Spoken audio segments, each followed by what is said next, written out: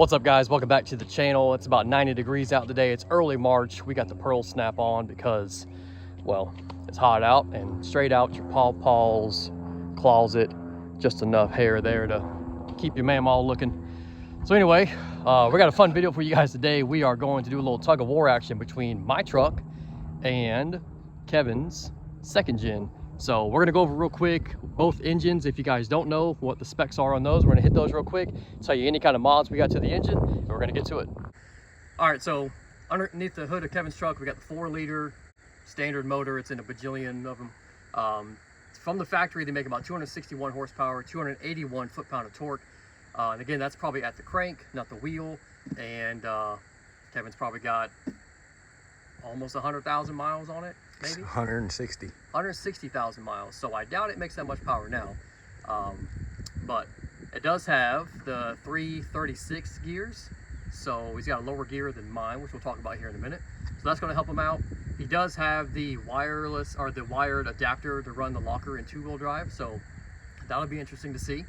But yeah, that's where this engine is from the factory. Let's go over here and talk about mine. All right, so over here on the 22 is pretty much everything from 2021, I think, and 2020 maybe, and up. Has the 3.8 liter V6. Mine makes about 310 horsepower, but the same torque, 281 foot-pound of torque. Mine does have the intake spacer from Z1. I doubt that'll make much of a difference, but it's got it, so you know. We got a cold air intake. I don't think that makes any difference either, but we got it. And then it does have the Z1 tune on it, which might make a little bit more difference. It does move, when you get that tune done, it does move the torque down a little bit. So I think it's around like, I'll put a link to the video of when we did it, but I think it's like 3,500 RPM is when torque hits, maybe 4,000. I don't know if we'll even get that high, maybe, I don't know. But that's what's going on with this one. And I'm rocking 369 gears.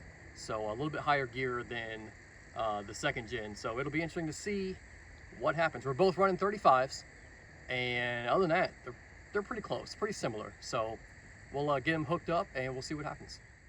All right, we're gonna get hooked up here. We got this strap from Rhino. Nice big beefy boy. We're gonna hook it right to the ball hitch. Nah, I'm just kidding. We're gonna hook it to our shackles and some soft shackles, and we'll get it rolling.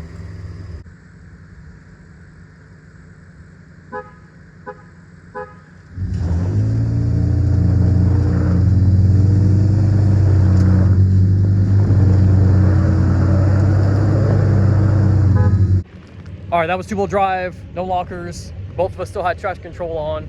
We're not aired down, so that was as minimal as we could make it. Next thing we're gonna do is go into, I'll take the traction control off, and I'd take up 4 low, because 4 high. Yeah, 4 high would be a mess. So we'll do 4 low, and then we'll try it one more time with maybe 4 low on mine, 2-wheel drive with the locker on Kevin's. See what that happens there. So let's get back to it.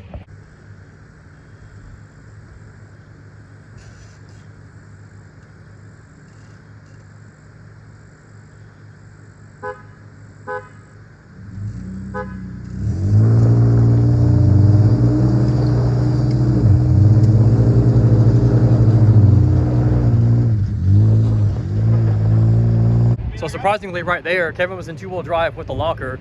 I was pulling them, but it wasn't easy. She was working for it. So now we're gonna do 4 low on both, Kevin with the locker on, and we'll see how quick this goes his way. Rhino strap doing good.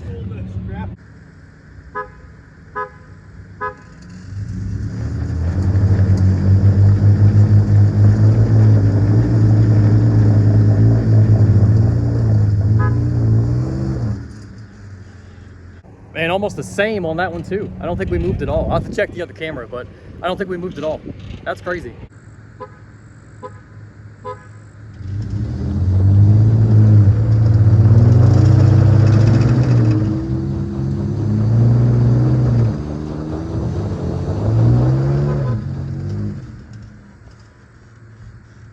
All right, so on that run, I think it's shut off. The oil light came on. Check the oil, it's got plenty on the dipstick. So let's fire it up real quick and see if there are more lights come on. All right, here we go.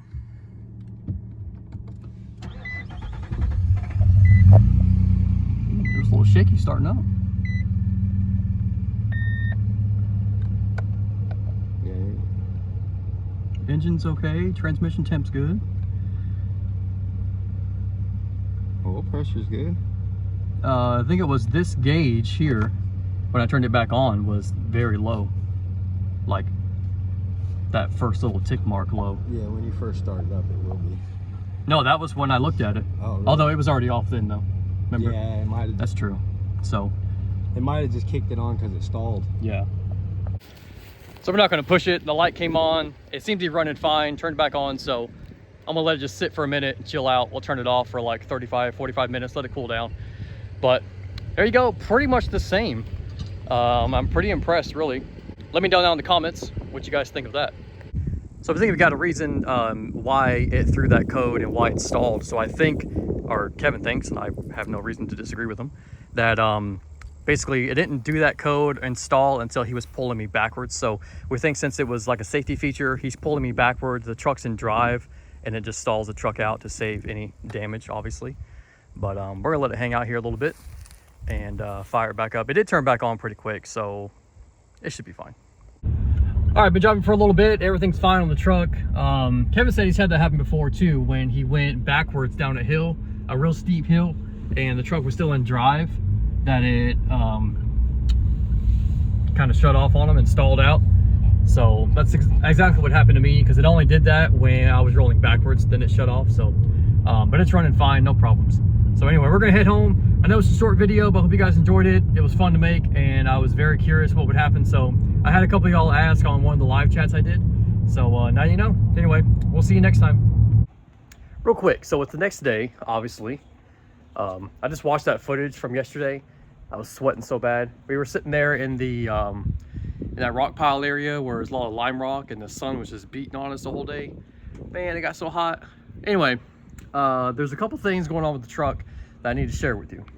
And that is, we are getting some leakage. So I need to get up under there and find out what that is.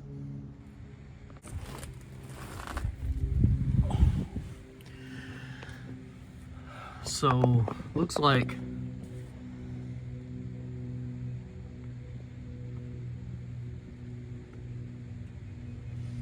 Kevin seemed to think it was leaking from the transmission cooler, because you can see the crossbeam there is wet. And then I do know that the seals on the CVs are leaking, but that's not really what this is from. Something right up in here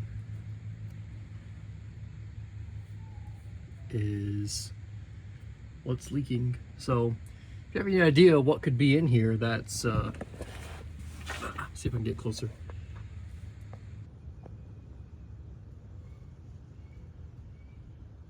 Whatever that is, maybe.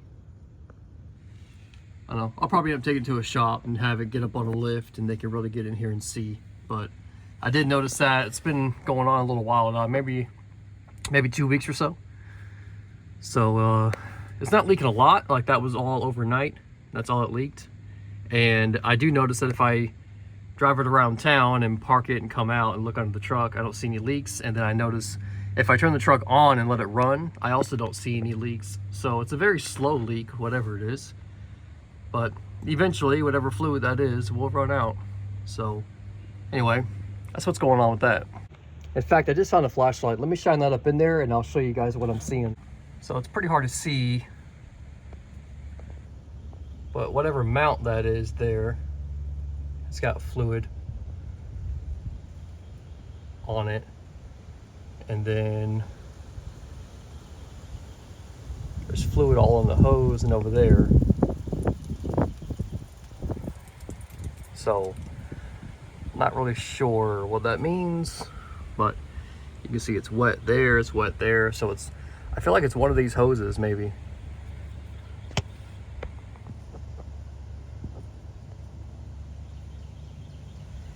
Hard to get the camera to focus and use a flashlight at the same time. But I don't know. We'll get someone to look at it, get it up on a lift who knows what they're looking for, and check it out. Well, I hope you guys enjoyed today's video. I was very surprised about the whole thing. If you're wondering why we didn't do it on pavement, because if we did it on pavement, I'm sure it'd have been much different.